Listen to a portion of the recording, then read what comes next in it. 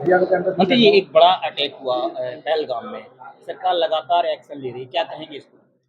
देखिए 22 अप्रैल को जो पहलगाम में घटना हुई है, बहुत ही दुखद घटना है। और मैं कह सकता हूँ उस घटना से पूरा देश दुखी है।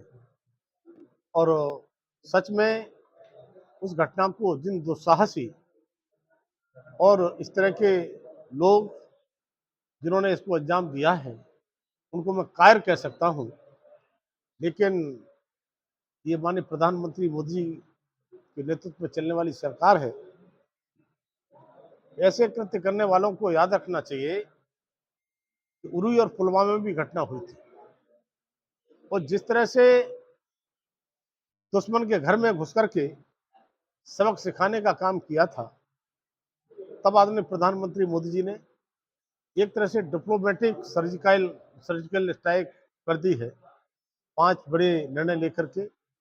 और कल जिस तरह से माननीय प्रधानमंत्री ने कहा है कि धरती के किसी भी छोर पर ऐसे आतंकवादी, ऐसे मास्टरमाइंड और ऐसे उनको ट्रेनिंग देने वाले लोग बचेंगे नहीं, तो मुझे लगता है माननीय प्रधानमंत्री मोदी के नेतृत्व में हमारी सेना कोई बड़ी कार्रवाई कर सकती है।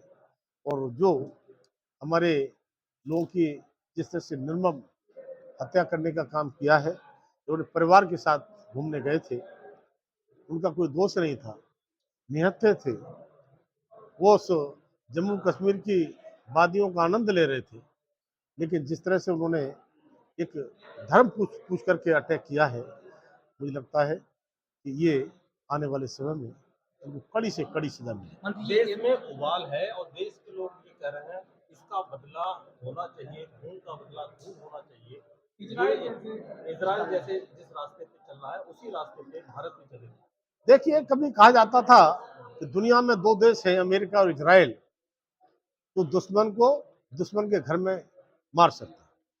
लेकिन ये माननीय प्रधानमंत्री मोदी के नेतृत्व में सर्जिकल स्ट्राइक और एयर स्ट्राइक करके दिखा दिया कि भारत भी तीसरा देश है कि जरूरत पड़ती है तो दुश्मन को उसके घर में घुस करके मारता है।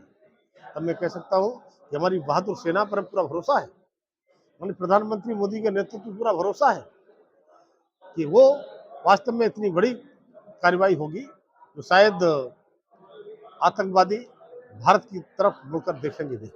मंत्री युद्धाभ्यास शुरू हो गया है, युद्धाभ्यास आज शुरू हो गया है, तो किस तरीके से देख रहे हैं आप इसको? आगे भारत पूरी तरीके से निपटेगा?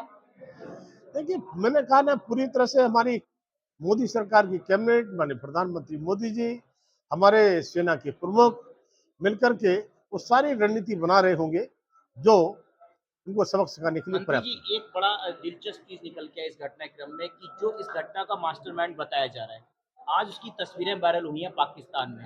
वहाँ का जो चीफ है, वो बाकायदा उसका हेडक्वार्टर में स्वागत किया जा रहा है, फूल मालाएं उसे पहनाए जा रहे हैं, बुके दिए जा रहे हैं। तो आप कैसे देखते हैं कि एक तरफ पाकिस्तान हितैषी होने की बात कर रहा है, दूसरी तरफ आतंकवादियों को स्वागत कर रहा है, तो इसको लेके क्या कहेंगे आप? देखिए, मैंने वो चित्र नहीं देखा है, लेकिन माननीय प्रधानमंत्री मोदी के शब्दों में आप सब कुछ आ जाता है। किसी धरती के छोर तक वो बचेंगे नहीं, और उनके मास्टरमाइंड और उनको पनाह देने वाले लोग वो भी इसमें बचने वाले नहीं हैं। मुझे लगता है कि मुझे बताने की आवश्यकता नहीं है, माननीय प्रधानमंत्री जी ने इशारे स्वरों में सब कुछ कह दिया है। आप देखते रहिए और निश्चित रूप से इसका बदला ठीक प्रकार से लिया जाएगा। और माननीय प्रधानमंत्री मोदी पर देश की जनता भरोसा करती है, और सेना जिस तरह से उनके नेतृत्व में बड़ी कार्रवाई तक की है, मुझे लगता है कि फिर हमारे सैनिक, बहादुर सैनिक, कोई न कोई कार्रवाई को अंजाम देंगे। मंत्री जी, आखिरी आखिरी सवाल एक, जिस तरीके से कश्मीर में अटैक हुआ, वहाँ पर जो रेवेन्यू के सोर्सेज थे, पर्यटन स्थल के, वहाँ के जो मुस्लिम समुदाय के लोग हैं, वो लगातार कैंडल मार्च कर रहे हैं और लगातार उनकी मांग है कि इंडिया को स्ट्राइक करनी चाहिए पाकिस्तान पे। तो पहली बार ऐसा हो रहा है कि मुस्लिम समुदाय के लोग भी देश के साथ खड़े हुए हैं, जबकि मुस्लिम आतंकवाद की बात की जा रही है।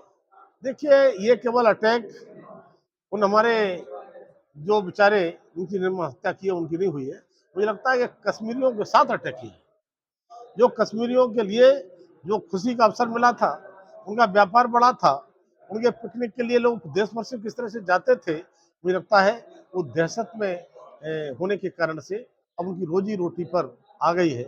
इसलिए वो ऐसे लोग भी इस घटना के साथ हमारे साथ खड़े हैं।